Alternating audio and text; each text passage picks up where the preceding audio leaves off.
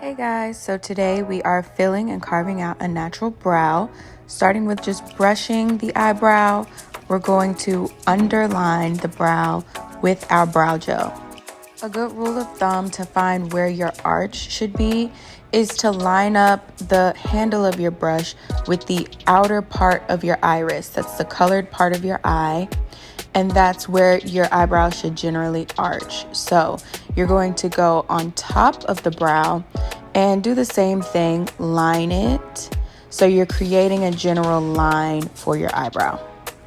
Next, what I'm doing is just filling in the brow with natural hair strokes, just following the natural hair strokes of her eyebrow. Before I do that part, I like to flatten out the brush by just squeezing it in between my fingertips. And then next, we're just going to brush her brows up with some brow gel and then start carving it out.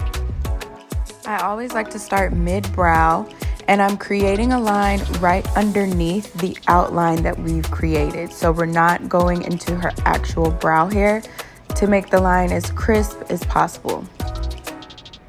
As I'm doing this, you'll see me kind of dragging the line down with the brush so that it's easier to blend out at the end.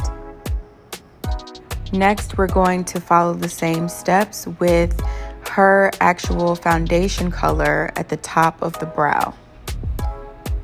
And what I'm doing with my hand here is just blending out the tail of her brow where the brow gel and concealer kind of meet. And next, you're ready to blend out your foundation and concealer with your beauty blender, and you're all done. This is the finished product on both eyebrows before you put on the rest of her makeup. Always remember, your eyebrows are sisters, not twins. They do not have to be perfect. And this is the finished makeup look. Thanks for watching.